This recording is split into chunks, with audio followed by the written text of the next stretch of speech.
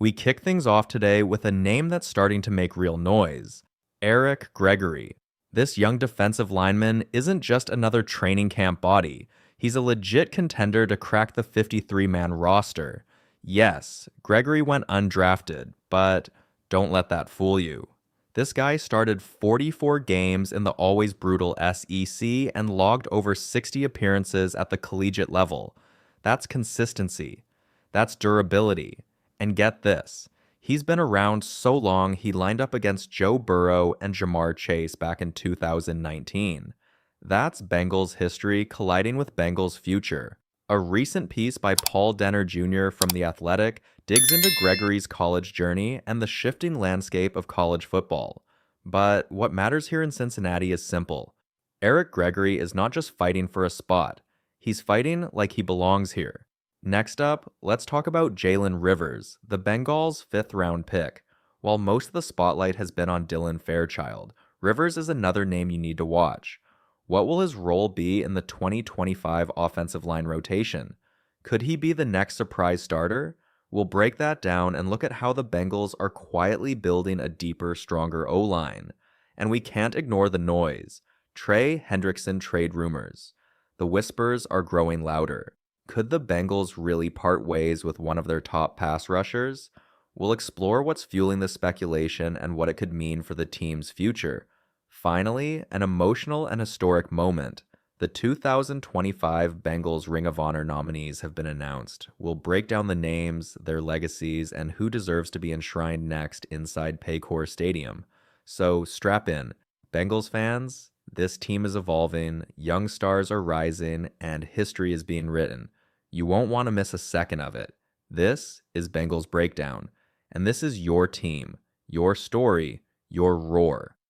Let's dig a little deeper into the story of Eric Gregory, a name that's not just intriguing, but increasingly hard to ignore in Cincinnati's offseason conversations. Gregory's path isn't typical. In an era where college stars raced to the draft, he chose to stay. Why? Not just because he could, because he needed to. Behind his decision to return for another college season was a real-life responsibility, raising a daughter, all while coping with the recent loss of his father. That maturity shows in how he plays and how he carries himself. This isn't just about football. It's about a man stepping into the NFL not just with stats, but with perspective. Gregory racked up 60-plus games in the unforgiving trenches of the SEC. He's not raw. He's battle-tested. And when his phone kept buzzing on draft night, it wasn't a team ready to pick him. It was multiple teams eager to sign him the second the draft ended. That says something. Let's zoom in on the Bengals' defensive tackle room. If there's a position where a UDFA could break through, this is it. Gregory has the kind of experience, grit, and leadership that fits perfectly with what Zach Taylor has built. And that's not a guess. It's a pattern. From year one of Taylor's tenure, this team has consistently given undrafted players a fair shot. Last year, Muma Jongma proved it. This year, Eric Gregory might be next. And let's not overlook the coaching synergy. With ties to staff members like Al Golden, Gregory walks into Cincinnati with more than just a helmet and hope. He's got connections, reps, and momentum. As roster battles start heating up, keep your eyes locked on number whatever he ends up with. Because Eric Gregory isn't just trying to make the Bengals, he's trying to belong.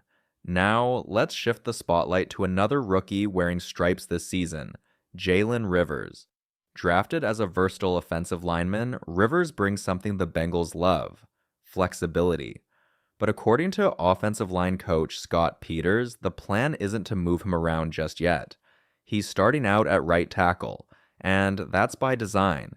Peters' philosophy is simple but smart. Let them master one position. Let them build a toolbox. Then, if needed, let them shift. For Rivers, that toolbox begins at the edge of the line. While Rivers was taken later in the draft than Dylan Fairchild, his value isn't being overlooked inside the Bengals building. He's not expected to start day one, but if you're building a championship roster, depth matters. A lot. And that's where Rivers becomes crucial. With Orlando Brown Jr. and Amarius Mims locked in as the starting tackles, but both having dealt with injuries in 2024, having a capable, composed backup could be the difference between a stalled offense and one that keeps Joe Burrow upright and firing. Imagine this.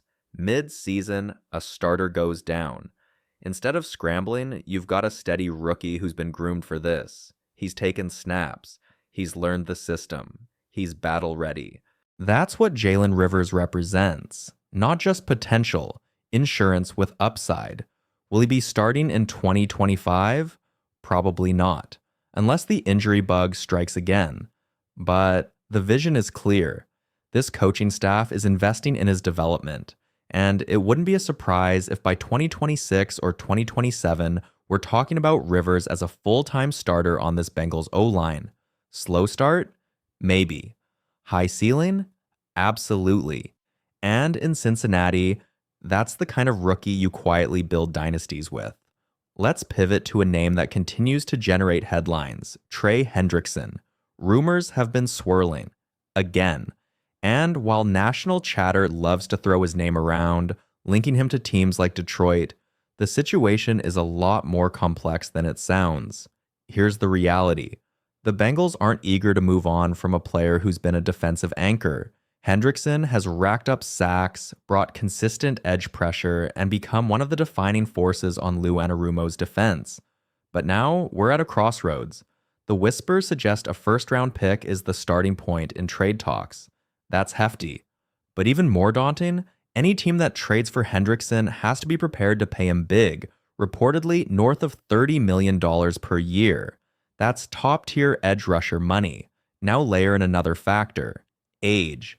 Hendrickson isn't washed, not even close, but he's no longer a rising rookie either.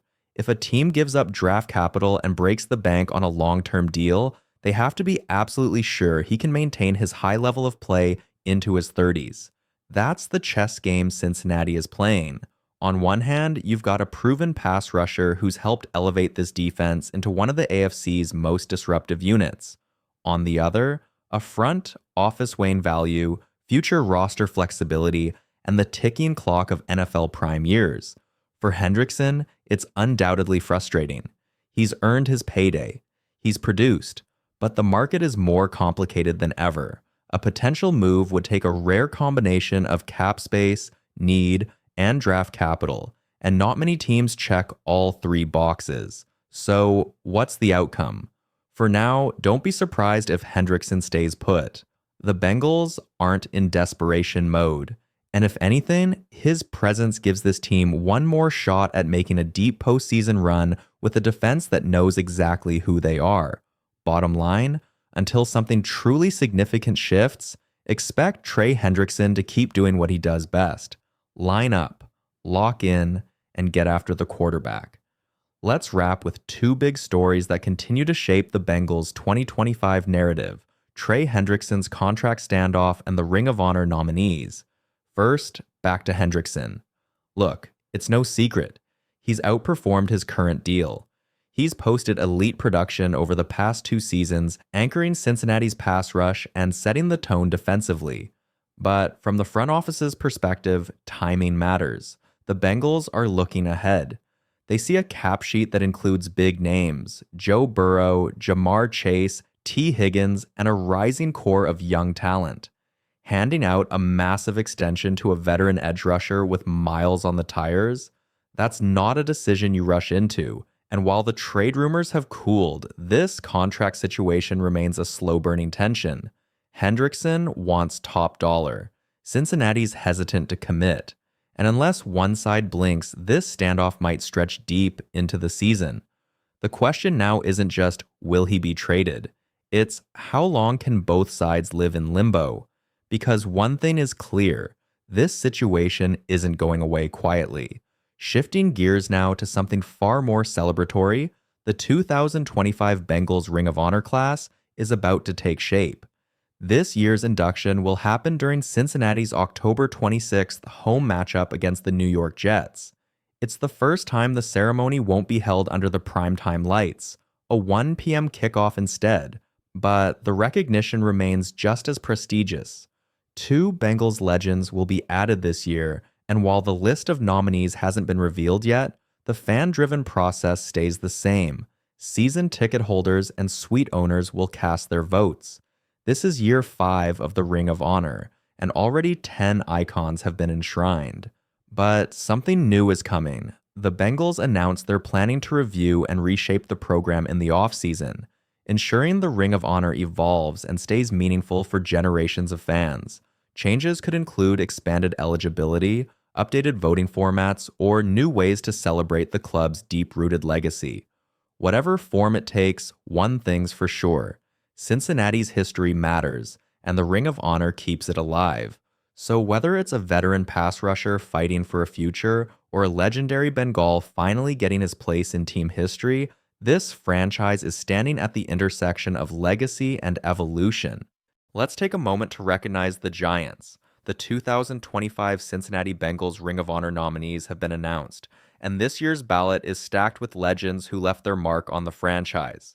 At the top of the list, Ken Anderson and Boomer Esiason, two quarterbacks who defined eras and led the Bengals to the brink of Super Bowl glory.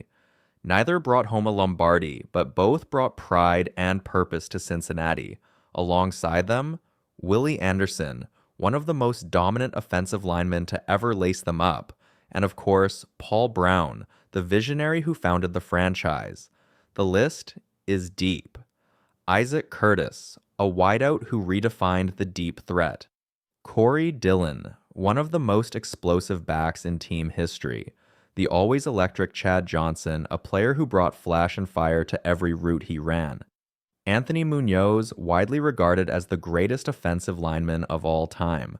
The late, great Ken Riley, whose 65 interceptions still rank among the league's all-time best. This year's full nominee list also includes Jim Breach, the franchise's all-time leading scorer at kicker, Cris Collinsworth, now a household name in broadcasting, but once a lethal threat on the outside, David Fulcher, a punishing safety who set the tone on defense, Dave Lapham, longtime lineman and voice of the Bengals, Max Montoya, Lamar Parrish, Bob Trumpy, Reggie Williams, and James Brooks, whose impact reached far beyond the stat sheet. Only 2 of these icons will be enshrined this year. If it were up to me, Dave Lapham earns a spot, not just for his years in the trenches, but for his voice, which has guided fans through decades of Bengals football. And my second pick, Jim Breach. He may not draw headlines like a quarterback or wide receiver, but the guy was clutch, consistent, and carved out a legacy all his own. The list is powerful, the history runs deep, and this year's Ring of Honor class will only add to the Bengals' rich legacy.